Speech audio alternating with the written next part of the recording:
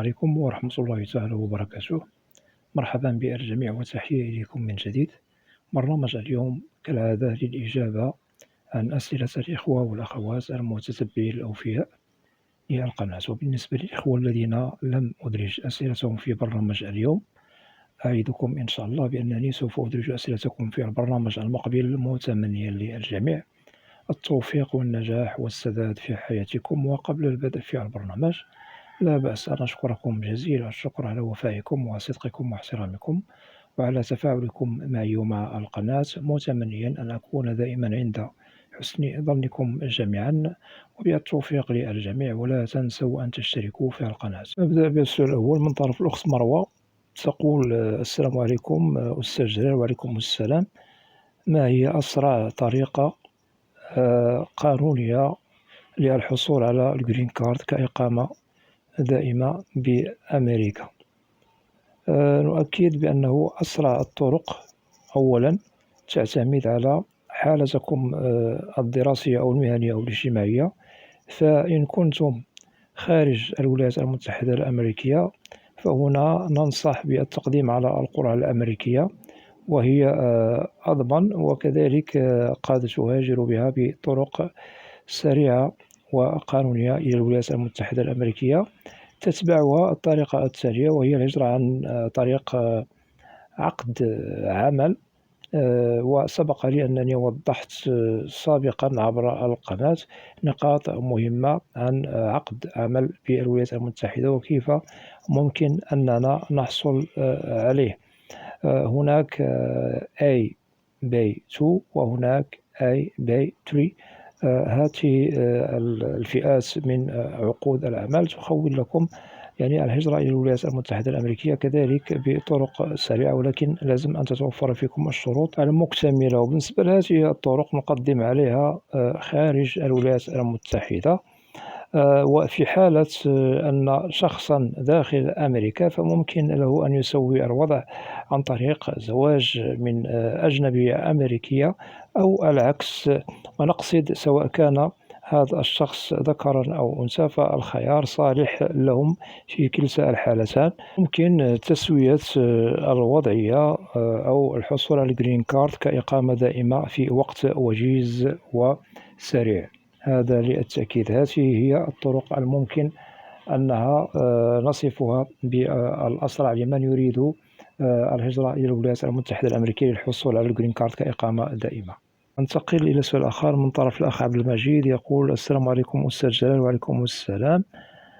سؤالي عن رفض فيزا القرعة الأمريكية، كيف أتفادى الرفض يوم المقابلة؟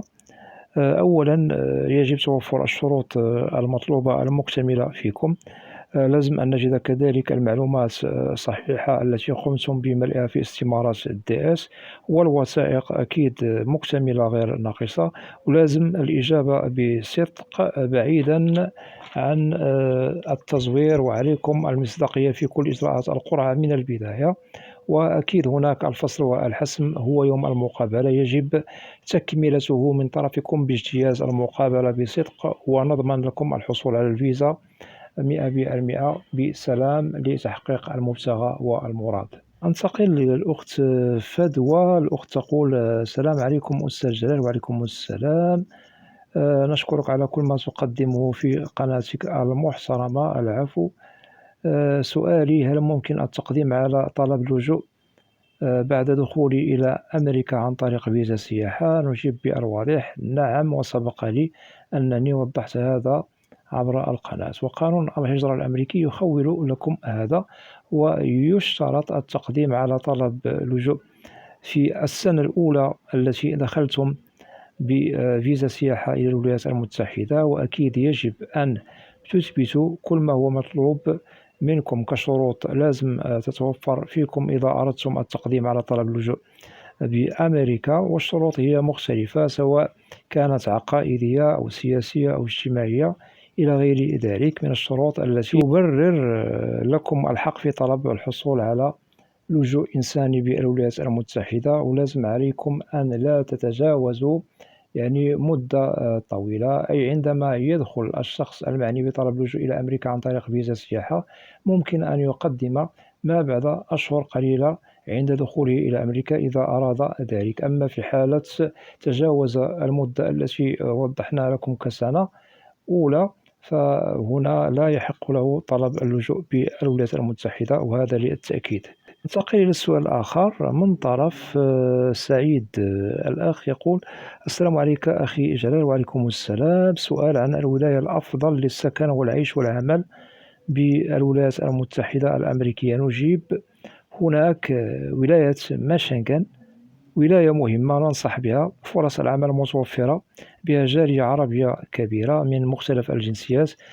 أما بالنسبة لولاية تكساس وفلوريدا، بهما فرص عمل كبيرة، تكلفة المعيشة بهما يعني متوسطة، عكس ولاية ميشيغان يعني المعيشة بها أرخص. ونؤكد بأن ولاية نيويورك وكاليفورنيا المعيشة بهما غالية، والسكن كذلك، أسعار استئجار السكن غالي. وأدعوكم للعودة إلى برامج عبر القناة، وضحنا فيها كل النقاط المهمة المطروحة من طرفكم عن الولايات الخمسين من حيث المعيشة والسكن وفرص العمل إلى غير ذلك. ممكن العودة إلى هذه البرامج وسوف تستفيد أكثر وأكثر. المهم وضحنا لك يعني بعض الولايات كميشيغان.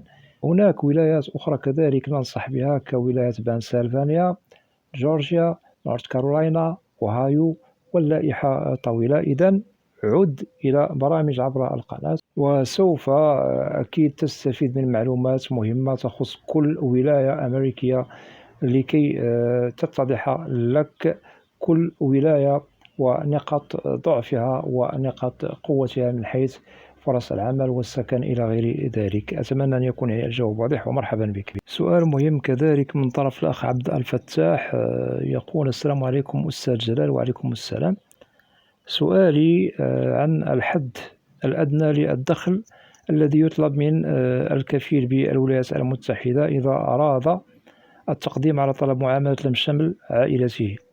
سوف نجيب بالواضح. يجب أن نجد الدخل الذي يتوفر عليه الكفيل 125%، هذا على الأقل كحد أدنى.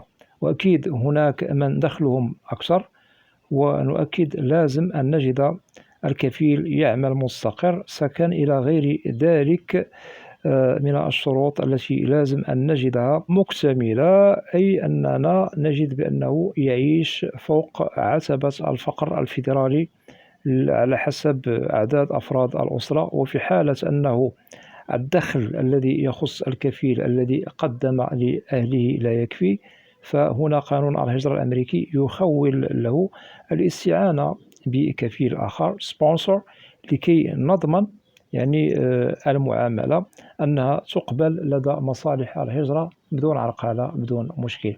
ولكي تستفيد أكثر وأكثر أخي الكريم، ممكن لك العودة إلى برامج عبر القناة وضحنا فيها نقاط مهمة عن الكفيل المقبول في طلب معاملة شمل بالولايات المتحدة الأمريكية، وسوف تستفيد أكثر وأكثر وبالتوفيق. ننتقل إلى السؤال الآخر من طرف الأخت بشرى العيدوني. تقول: لدي سؤال عن فيزا H1B.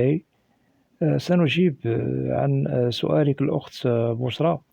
أولا لازم أن نجد معك شهادة بكالوريا أو ثانوية عامة كحد أدنى، أو مثلا نجد بأن معك شهادة دراسية أو مهنية تتعلق بالمهمة والعمل أو الوظيفة التي سوف تخوض أو تخوضين بها مهامك داخل الولايات المتحدة لدى الشخص الذي سيقوم بتشغيلك عنده بالولايات المتحدة، ونسميه أكيد برب العمل أو صاحب العمل، لأن تأشيرة H1B هي من بين التأشيرات المهمة التي تخول للحاصلين عليها. أكيد العمل ممكن للحاصلين على فيزا H1B بالولايات المتحدة الأمريكية أن يذهبوا بعيدا أكيد على حسب خبرتهم والمجال الذي هم متخصصون فيه. هذا للتأكيد. إذن الأخت الكريمة أجبناك بالواضح وبالتوفيق، ومرحبا بك. ننتقل إلى السؤال الآخر من طرف الأخت سلمى. تقول: السلام عليكم أستاذ جلال. وعليكم السلام. أنا مُقدَّم لي من طرف. ننتقل إلى سؤال آخر من طرف أخ أو أخت لم يذكروا اسمهم في التعليق.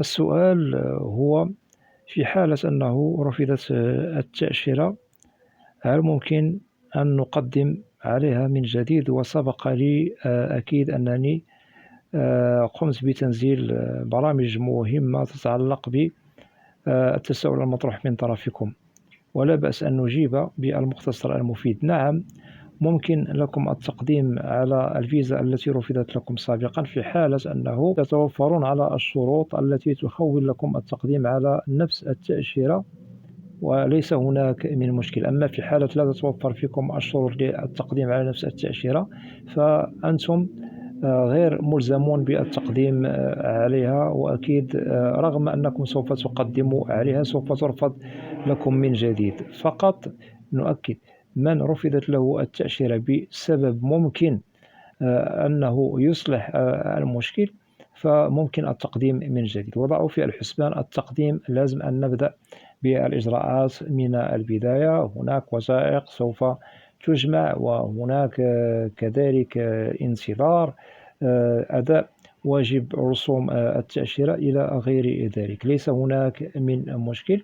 وممكن في حالة أنه أردتم أن تقوموا بالاستعانة بمحامي هجرة لكي تنجحوا في الحصول على الفيزا، ولكي لا تقعوا في مشكل الخطأ الذي سبب لكم الرفض سابقا، ممكن لكم ذلك، وقانون الهجرة الأمريكي يخول لكم ذلك. ليس هناك من مشكل. وهناك أشخاص أو ملفات لا يخول لها القانون التقديم من جديد لأنه غير مسموح لهم.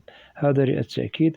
وممكن لكم العودة إلى برامج عبر القناة، وضحنا فيها كل النقاط التي أشرتم لها في سؤالكم، وإن شاء الله سوف تستفيدوا أكثر وأكثر. متمنيا لكم جميعكم التوفيق. وأكتفي بهذا القدر من الأسئلة، وأود أن أشكر جزيل الشكر كل الإخوة والأخوات الذين يقومون بوضع تعاليق محترمة. مرحبا بكم جميعا بأسمائكم. بالنسبة للقناة، محتواها كامل وشامل عن الهجرة والمهاجر إلى الولايات المتحدة الأمريكية بشكل عام وكتعريف. وإذا لديكم أسئلة ممكن طرحها كتعليق، وسوف تجدوا الإجابة عبر البرنامج المعروف في القناة، برنامج أسئلة وأجوبة، لأنني لا أستثني منكم أحدا. وأتمنى من الإخوة والأخوات الذين لا زالوا لم يشتركوا في القناة، أدعوكم للاشتراك في القناة وتفعيل زر الجرس ليصل إليكم كل جديد. ولا تنسوا أن تدعمونا دائما باللايك لكي نصل إلى أكبر نسبة من المشاهدة، ولكي تعم الفائدة، ولكي ينتشر الفيديو أو البرنامج على نطاق واسع.